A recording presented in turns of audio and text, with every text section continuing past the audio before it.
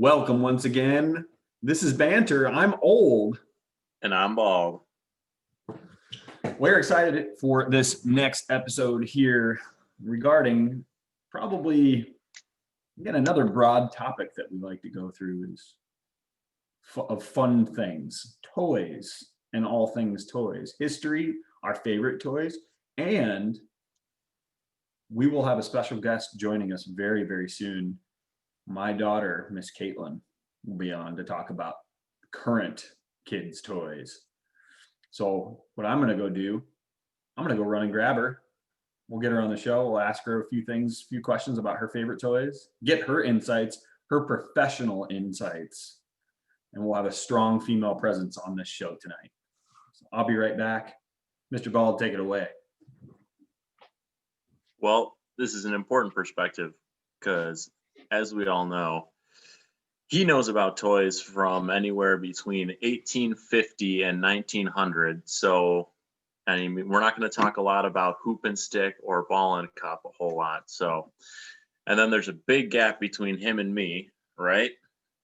And then another gap between me and Caitlin. So, I'm curious about what kind of technology she's going to talk about. Are we going to be talking about iPads the whole time? I don't know. I don't think she's like that, but I think that is a normal thing for kids these days. We'll just see what happens. It's going to be fun. And we will get to our rant at some point as well. But we are up against the schedule of bedtime, just so everyone knows. Right in here, okay. All right. Here they come. She's on her way. She's got her favorite toy that she likes to hang out with. She wanted to show it to us. She forgot she left it in the basement, so she's sprinting down the stairs and then back on up. So she's in hair and makeup right now. That's what we're gonna go with. Yeah, she's in hair and makeup right now, which she just colored her hair, which is kind of one of those new fun things that kids like to do. But she put, well, you'll see. Here she comes. Everyone, this is my daughter. This is Caitlin Moss. Caitlin, say hi. Hi. Hi. Hi, Caitlin. So, Caitlin, tell us, who do you have here? Gabby. Gabby? What's so special about Gabby? Because I made her. You made her. Tell us where you made her. At home. At home? We made her at the mall at Build-A-Bear, huh? Uh-huh. And you've had her for a few years. Uh-huh. Mm-hmm. I've had her since I was 3. Since you were 3. That is a long time. Yep. And who likes to cuddle with Gabby? Me. Yeah. Do your mommy and daddy do too? Yeah. We love Gabby, don't we? She's like a part of the family. Uh-huh. Uh-huh. So tell us about some of your favorite toys. Like, what do you love the most right now to play with? Elsa, my daughter Elsa. So Elsa's a big deal. Big cameo from Frozen. You know we're both Frozen fans here on the show, so that's a good thing. I love Frozen. We sing the songs pretty regularly, don't we? Uh-huh. Yeah. We have the songs in Daddy's truck, and we sing Frozen. 2. Frozen 2. That's our new Frozen 2. Yeah, we do Frozen 2, and then what other movie have we been watching? Watch the one where they sing a lot. Well, I watched Once Upon a Snowman. Once Upon a Snowman, yeah. Well, we watched Trolls World Tour. Yeah, and the first Trolls. Yep. Yep. So so we were talking today on your walk to school about like the kinds of toys that you like. Do you like toys that make lots of sounds, or do you like to make the sounds for them? I like to make the sounds for them. Oh. So when you play with your dolls with Elsa, and do you have like stories already in your head? Yeah. Yeah. Like what? Like what are they doing? Like sometimes they're going on vacation to see their family, like Anna and her daughter and Krista. Wow. So Jack, I want to ask you a question around that. What was your favorite toy when you were Caitlin's age, when you were 5? Can you remember? I think that the favorite toy of everyone who grew up in my house was Thomas the Tank Engine. Thomas the Tank. All the trains and building our own train tracks and stuff like that. That was awesome. Do you know what Thomas the Train is? No. No? We'll have to show that. I know. Come on, Daddy. Daddy's got to be showing her. Caitlin, you will love Thomas the Tank Engine. At least I hope you do. Did you know that he has a brother whose name is Thomas? Do you think he got his name from that toy? Yeah. Yeah. That's definitely what it was. We campaigned very hard to have a brother named Thomas at the time. I can believe that. And then actually, he's probably a fan of this show. And now he knows where he got his name. Exactly. Well, Named Caitlin, after a train. Caitlin, do you want to say anything else? No. No? Well, thank you for being on our show. You've been a wonderful guest. I All right. I love you. love you. Ah, okay. Bye, Caitlin. Oh, let me close the door really quick. Wow. Thanks, There Caitlin. you have it. That's the kind of perspective we just could not have given you. She's amazing. She's awesome. Now, what she didn't talk about is there are literally toys all over this house. In every she's the only person that has a, like everybody has their space.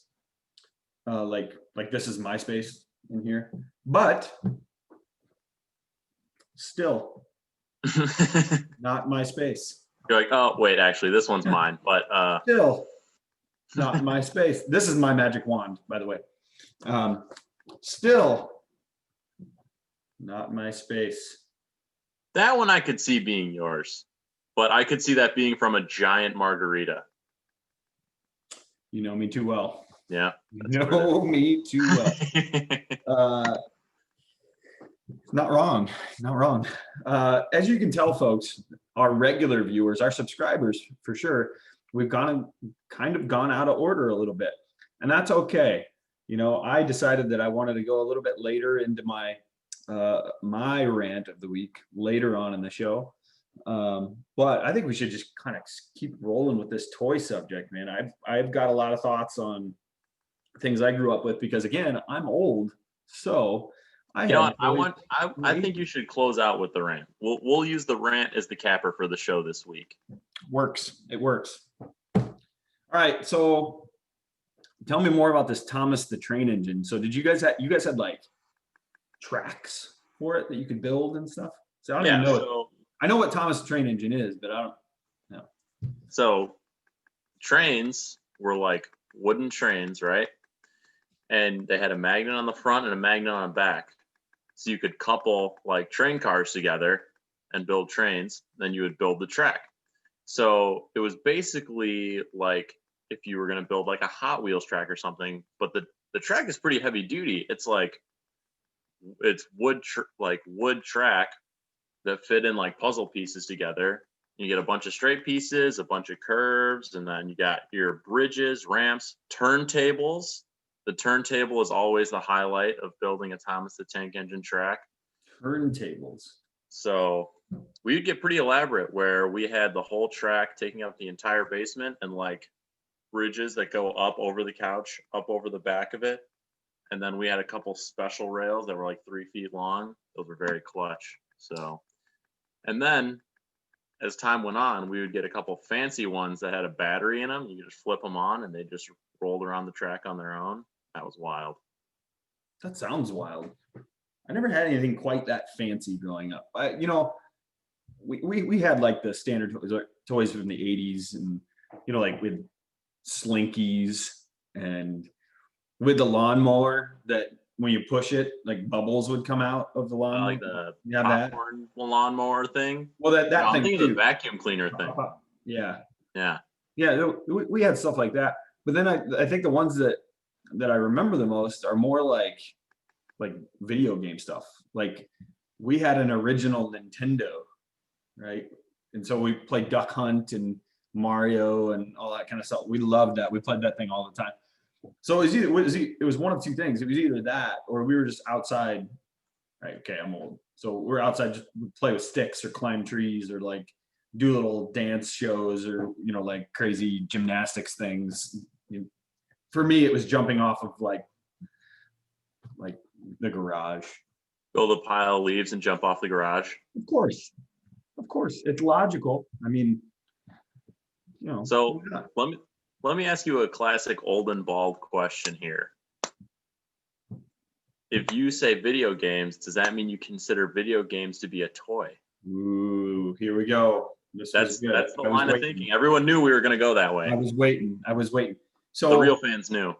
We had a brief discussion about this today, and I think anything that brings you joy and entertainment is considered a toy. And that's really broad, I know. And I know in our pure form, you're going to break that thing down. But I mean, we say nowadays, my truck, love my truck. That thing can be a toy, right? That's my fun thing, can provide me with entertainment sometimes as well. But yeah, I mean, I think essentially anything that can provide you with entertainment and joy can be considered a toy. So I want to see how you're gonna break that thing down. Great. Fire away. A painting can bring me joy and entertainment just sitting on my wall. I don't consider that a toy. Okay. All right. So how about things that are labeled as toys, but people don't ever actually open the package, they just display them, right? So we all know people that have an original Millennium Falcon that they just put on a shelf somewhere. It's a toy. They don't play with it, but they get entertainment and joy from having it out. They right? do. So However, what's the difference? What's the difference? I would say the difference is that product was made to be handled rather than displayed. Is it being displayed? Yes. Was it made to be handled? Yes. So the painting made to be handled? No. So the toy has to be handled? It doesn't have to be handled. It has to be made able to be handled. Yes. Okay, so someone could get creative and use the canvas from the painting to do really anything. Okay, so let me ask you a question then. If I paint the painting, is it then a toy to me because I got joy and entertainment value out of creating the painting? I would say no to the painting. I would say yes to the brushes. So the brush would be the toy. The brush would be the toy. The paint wouldn't be a part of that? I would consider the brush, the paint. I would consider the materials part of a set. But right? So the canvas itself is not. I would say not a finished canvas. No. Not a finished canvas. Right. Mm-hmm. So you're saying so what you're saying, right, is the act of creating a painting can create that joy and entertainment for you. So the act of it and using the tools, those tools can be considered toys. And in a more relevant sense, think about a kid who colors a picture in a coloring book. I would consider that a toy. The crayons in the coloring book, that's a toy, sure. Then they rip it out and they hang it on the fridge. That picture is no longer a toy. It's hanging on the fridge, So that I would not consider. There's a point where it transitions over. Yeah, but there's a point when every toy transitions over, right? You know how many times my daughter has played with this doll in the last year? Maybe once. So is it transitioning to no longer being a toy because she doesn't use it? Some existential Toy Story level questions. All right. Do you cease to be a toy if you're no longer being utilized as a toy, or do you just have to be manufactured as a thing to use as a toy and you're always a toy? Good question. I know. That's why at this time I'm going to go with, I'm going to stick with has to be manufactured with the ability to be handled. However, there are specific circumstances where something can become not a toy anymore, as in Play-Doh, toy. Play-Doh turned into a permanent sculpture, not a toy anymore. Okay. So you're essentially saying because you can't actually do something with it, it's not a toy, right? Not You can't- necessarily, because you got a great counter argument for that one. Because you're going to be like, well, you can't really do anything with a rock, It's a toy. but a rock it can be a toy. Yeah, you can, it can always, I think anything, again, anything could be. So people can be creative, even your example of using a picture or a painting or whatever that's already been created. People can take that canvas and use it in different ways and be creative. I mean, they could say, okay, I don't want this painting anymore. I want to turn it into something else. So if you take the materials that are involved with that painting and turn it into something else, you could turn it into a different type of toy. I don't know what that would look like, right? You can cut up the boards and make a bat out of it or something, or you could make a kite, and little kids will take anything and jump off of a roof like we were just talking about and try to float through the air with it. That's a toy then, right? At that point. So essentially that painting is now a toy. That's fair. And here's another good example. You'll have to correct me if I'm wrong, but I believe we're talking original toys. Was the original Mr. Potato Head set not just the pieces and you stuck those into a regular potato? Yeah, I think that's true.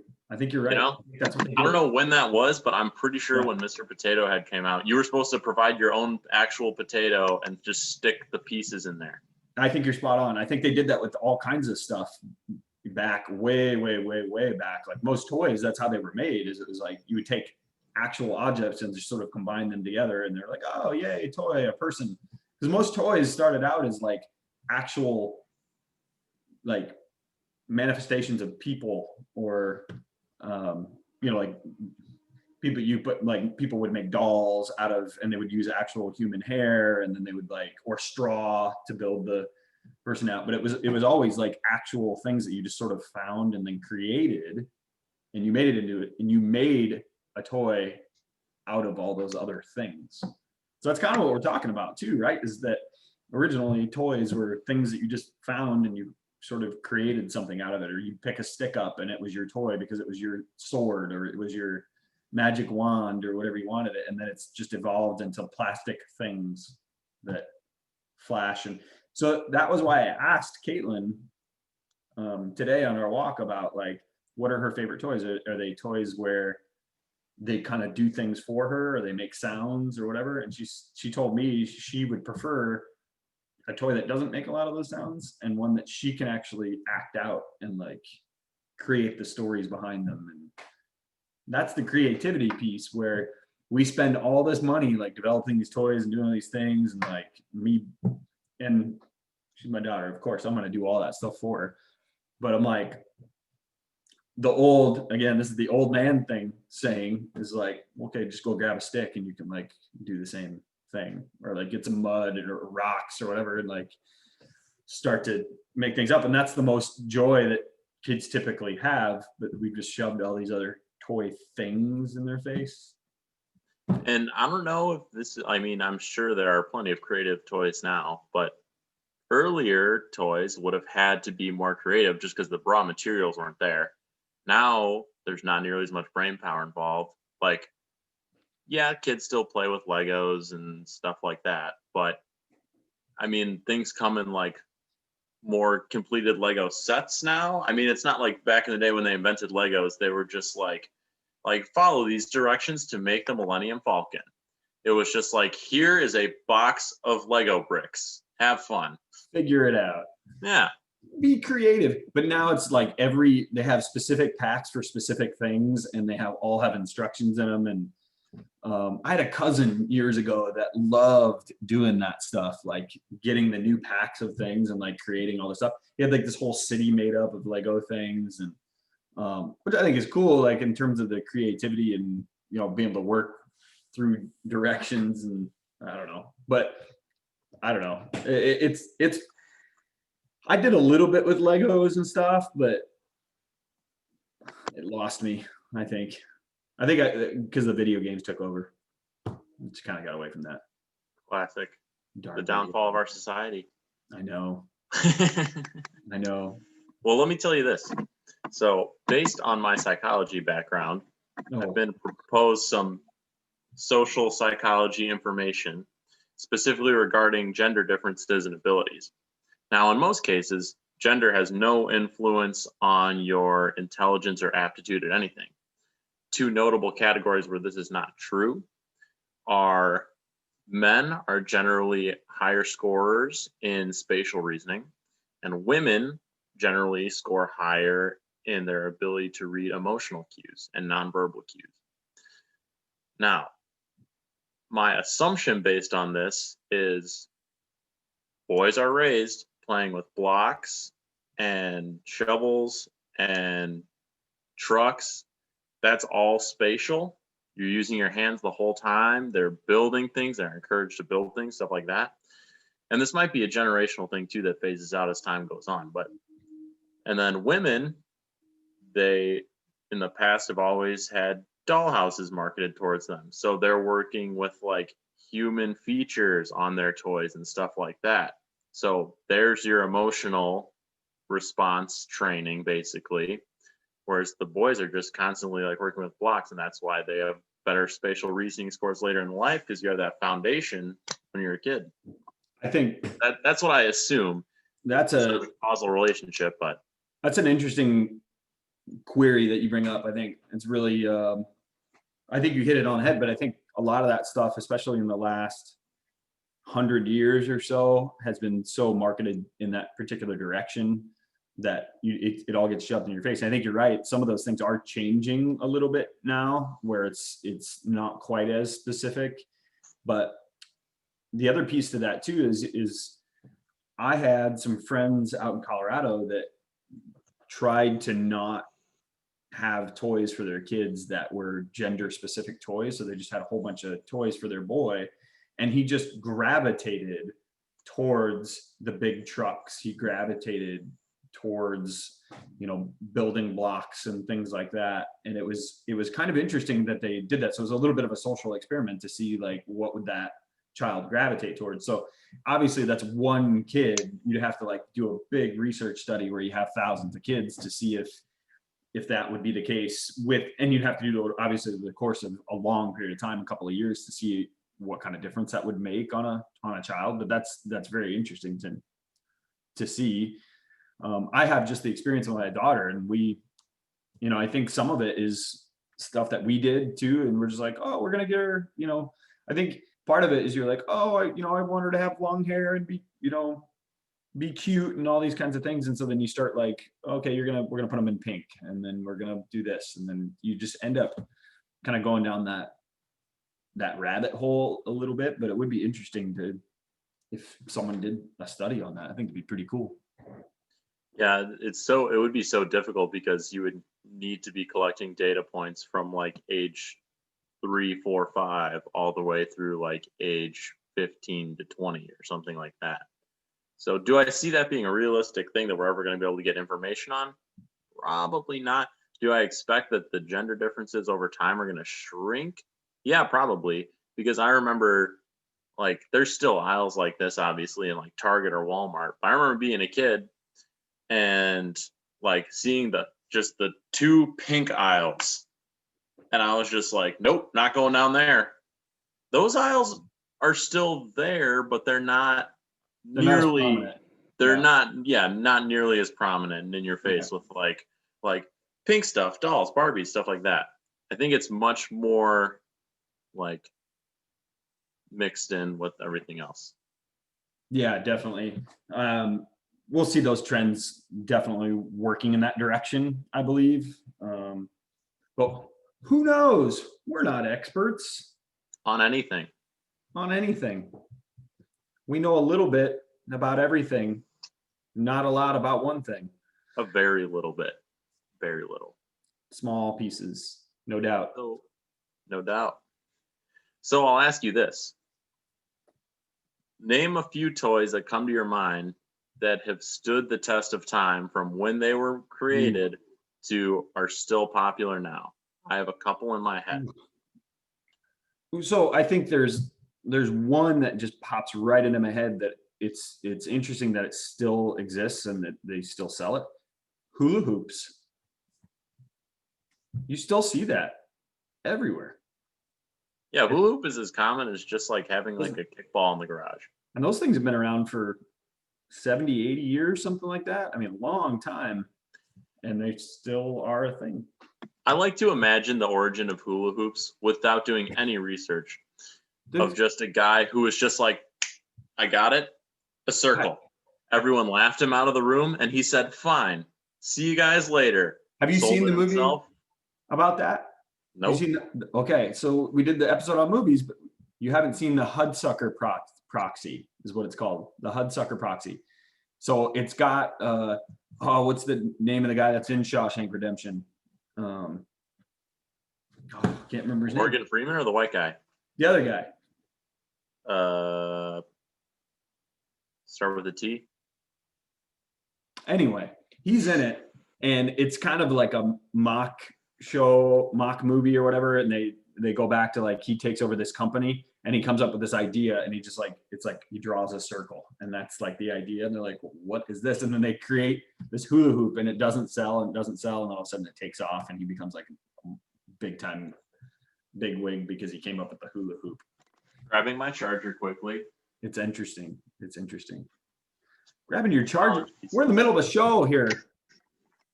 Apologies for the interruption. What is this? Amateur hour?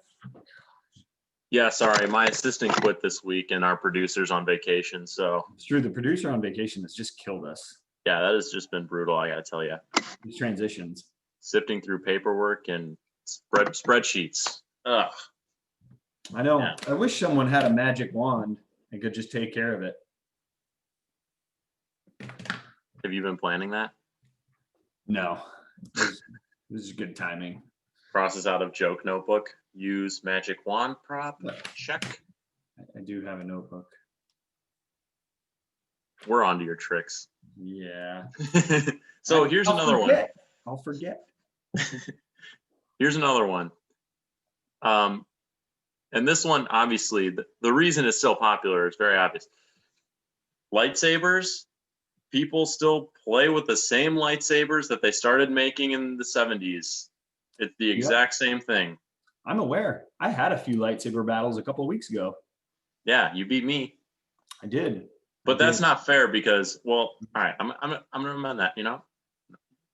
Was it fair? I agreed to the terms, so it was fair. I'm 1-1. I beat you. I lost to Brock.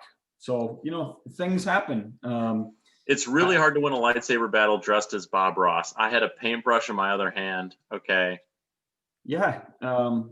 You should make excuses. I mean, that's definitely what you should do. Yeah, you shouldn't own up to the fact that I was just a better lightsaber.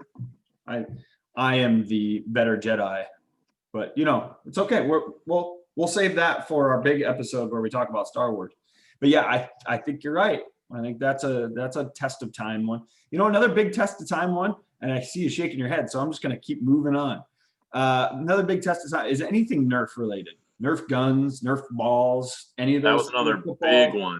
That was a big one for us. They don't go away. Kids love it. And those, so I think that's the Nerf ones are things that carry on into adulthood. Like adults love playing with those types of things. So yeah, it's kind of awesome just to shoot a Nerf gun at the wall. I have a few Nerf gun comments. You know, I think I'd like to hear that. Actually, I'd like to hear that. I have a couple other like really good ones popped into my head, but I'm gonna let you go on the Nerf gun thing. So that was the one thing we were just like, we just want more Nerf guns, more universal darts, more of this. Like every Christmas, every birthday, it was just like Nerf guns, Nerf guns, Nerf guns.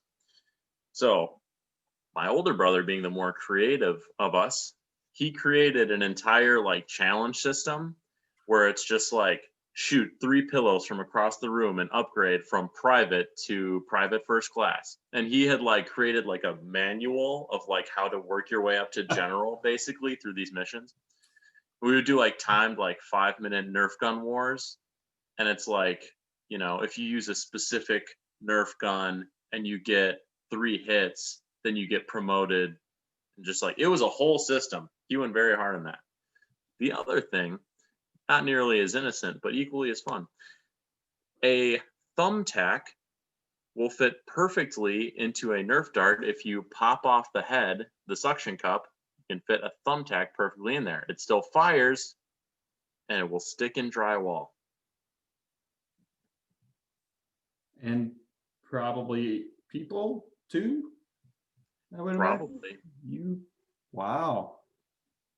So your parents probably loved that. They might have. No. They might not even know. Well, they do now. Yeah, because they watch the podcast. They're avid watchers. I can see your dad just sitting in front of this, just loving it, every minute of it. Speaking of which, friends and family, if you'd like to donate to our podcast to help with promotional items, no, okay, we don't want to do that. That's not our thing. 1/4 of your donation will be donated also to us still. So, yeah, somebody's going to give us a quarter, like literally a quarter. And they're like, oh, so if they do, we'll give a shout out and probably put that quarter in a vending machine or something. One gumball. One gumball. So I was thinking of something else related to that, right? So what we were talking about in regards to like things that have stood the test of time, but instead of just standing the test of time, like what is a toy that you played with when you were younger that you still now utilize, or a variation of it? So I thought about you in regards to this just a little bit, and it's similar, is you play disc golf. You've also thrown Frisbees probably since you were a little kid, right? Yeah. It's kind of a variation of that. It right? is a variation. Doesn't really get old. Oh, we've got another special visitor. Special cameo.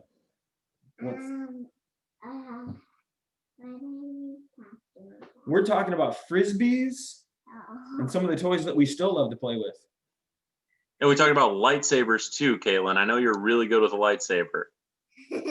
Are you good with a lightsaber? Yeah. Do we have lightsaber battles sometimes? Yeah. Yeah. And who wins? Me and sometimes Dad. See. Sometimes. Sometimes Caitlin, me. What is your favorite color lightsaber to use? What's your favorite color lightsaber? Blue. You love the blue one. Yeah. Daddy has to have the red one, the evil one, and she gets the blue one, of course. So I'm glad she said that. So Caitlin usually beats me in lightsaber battles, and I beat you. Thus, Caitlin would beat me in a lightsaber battle for sure. Wow. We should test that out sometime. You want to know why, Caitlin? It's because you're stronger in the Force than I am. I can tell. Yeah, you do have powers, don't you? Yeah. Oh, I shouldn't have told everybody that. Okay, take your powers and go get yourself ready for bedtime. Great cameo. Yeah, and then she left the door. We're having a good show of like having to jump up and down. And you want to close that? Thanks. It wouldn't be banter without a little bit of that.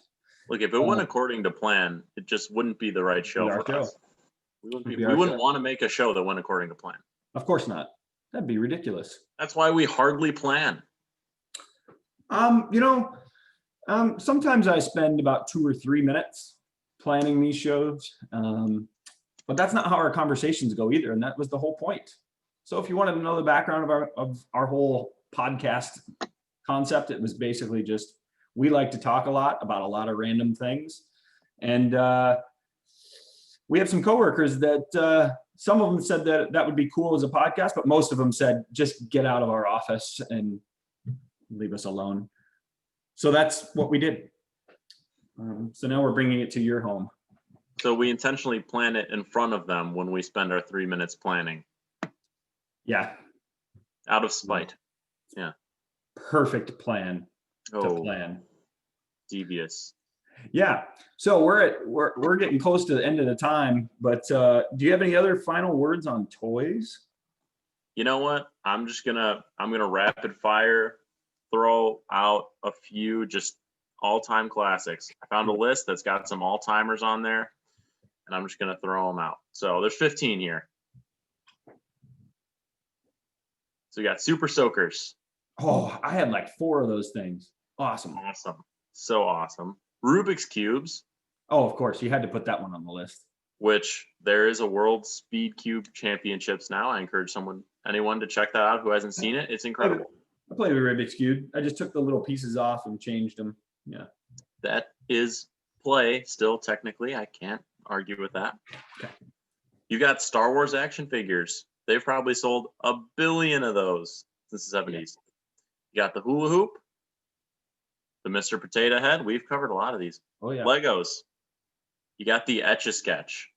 Oh yeah, I had an etch. I love The science of which I still don't entirely understand. It's okay. We're not scientists. We're not. I don't have to be. That's a good one. Hot Wheels. Obviously had a good number of Hot Wheels. So Do you have the little track? Do you ever have like the little track? we didn't have track, but we had the carpet, like the carpet with the road printed on it, you know? Oh yeah, my brother had one of those. Yeah. Those are awesome. Mm. My favorite Hot Wheel was the school bus, the yellow school bus. I don't know why. I just thought it was fun to like make the school bus do awesome things, like pretend the school bus could like drift around corners and stuff. Like, I thought that was fun.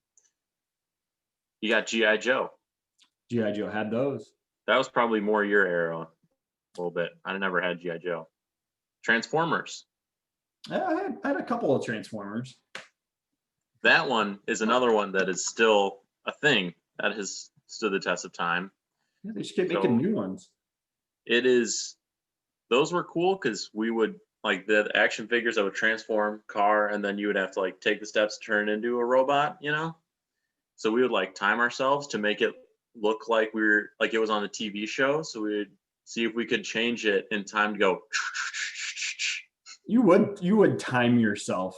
You know, you like those guys. You ever seen like in the Marines, like in boot camp when they like have to disassemble a rifle and then put it back together? That's like you as a kid, but with like toys.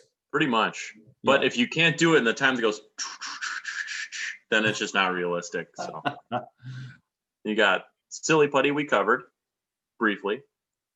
Radio Flyer at number 4. The wagon. A wagon, a toy that Very hauls other classic. toys. Came into existence in 1917. Sold more than 100 million wagons. 100 million. Yeah. You got the Easy Bake Oven. Yeah, my wife had one of those. I never had one, but we talked about that. Yeah. Me neither. I didn't have one either, but I remember the hype, the commercials. So 1963, the first one came out, but the commercials were still popping in the 90s. So you got the yo-yo. Oh, I didn't even think about the yo-yo. That's a definite classic. It just is not. That's still there. Like I had friends that started a yo-yo club in high school. Huh. What do you know? I bet there's a world championships for that. Oh, I'm sure there is. Oh, I I'm love sure obscure there is. world championships. Yeah. And here's Watch that another on fun the- fact. I watched that on the Ocho. Obscure Sports Quarterly. Yeah. The concept of the yo-yo was invented 2,500 years ago.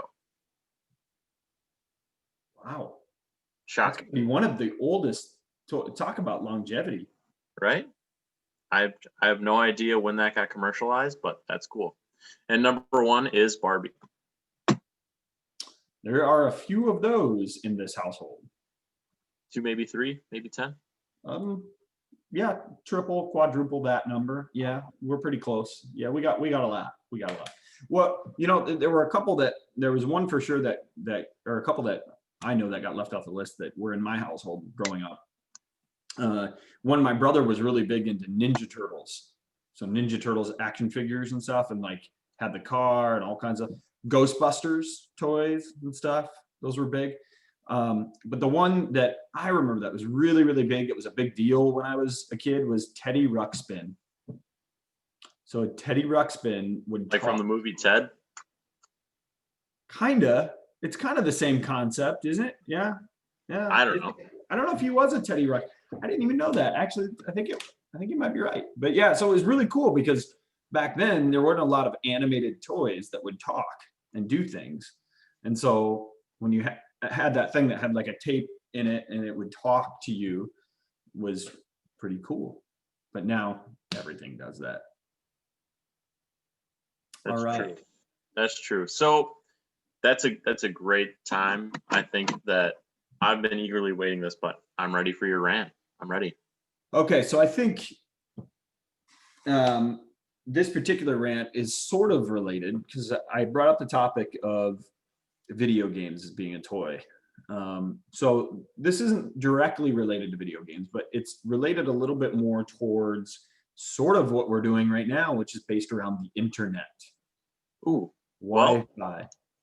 perfect. Wi-Fi, bandwidth, all of those things drives me absolutely bonkers when I have Starting to. you. Well, I appreciate that you gave me that extra intro space. It drives me insane when Wi-Fi goes out constantly.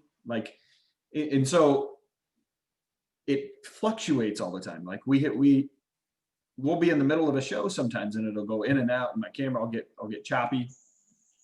You know, the funniest places is I've been in like on our college campus and it'll go in and it'll go out and then you plug it in and it's great, but you want to go Wi-Fi and it just depends on where you're sitting.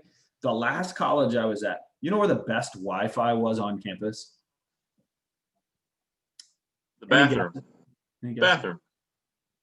The 50-yard line of the football field. Who needs Wi-Fi on the 50-yard line? Wide receiver catches it, you know, hey mom, caught a pass. It's ridiculous. Who needs Wi-Fi? Pulls out his laptop. Come on, that's just silly. Nobody needs Wi-Fi in the 50-yard. So why can it be so good there, but so terrible in my office? Terrible amount. So that stuff just drives me crazy. The other piece to Wi-Fi is I always believed that Wi-Fi was supposed to be free, but it's not. Like when you would go to a coffee shop or you would go to wherever these places and try to get online and they're like, oh yeah, you gotta register and you gotta pay $5 or you gotta buy a coffee and then you can get on Wi-Fi and all that kind of stuff. And that's gotten better at a lot of places, but it used to be you had to like be a paying customer, you had to do all these things, you couldn't steal Wi-Fi, which is just internet, right? It's not like you're buying things or using up any of their, I don't know. I think some of that's a little bit silly, but it's funny that I complain about Wi-Fi and the service being terrible in a lot of places and all that kind of stuff when I am old and I recall when we had dial-up and you had to sit and wait for 5 minutes for it to connect. And then it would take, you know, a minute for a website to load, the page to load. And I get antsy if it takes more than 3 seconds for anything to pop up on my screen on my phone. Like, come on, refresh. I'm going crazy. And that's what we've turned ourselves into. You know who did that? Al Gore. Al Gore just killed us. You know what brought that up to me? You heard the rumor back in the day of Al Gore, you know, invented the internet and all that kind of stuff. My grandmother has met Al Gore on multiple occasions back in the 80s and 90s. She actually campaigned for Clinton at one point, which was interesting as a child being just kind of thrown in that. But, you know, anyway, Al Gore is to blame for where we're at internet wise. Sorry, Al. I don't know you. Wish you made it better. Okay, moving on. Bet you didn't expect that, did you? I did not. I never do. I should, but I don't. No, especially the twists. I know you love the twists, so I try to throw a little twist in there. Just like the writing is just becoming another level. Just Told plot twists, and it's like I'm making a podcast with M. Night Shyamalan. you. Got my notebook. Spent all of 30 seconds thinking that one up. That's incredible. Yeah, well, we'd like to thank everybody for our hundreds and thousands of fans for following along tonight. Again, if you have ideas, concepts, things you want to know about, let us know. We have started an Instagram page called Banter _and_bald, correct? Is it old and bald? Banter _old_and_bald. See, I forgot the old part. How would I forget that? It makes a lot of sense that you would forget that, actually. So tell you what, people, go ahead. If we missed one of the all-time classics that you used to play with as a kid, throw it in the comments. Let us know what you want us to talk about next week or the week after that or the week after that. Let us know your thoughts on our hard opinions and lack of knowledge. Love to hear it. And if you're interested in being a guest, let us know. Slide into the DMs on the Instagram. Put you on the list. All right. Thank you once again. This has been Banter. I'm old. And I'm Bob. Peace.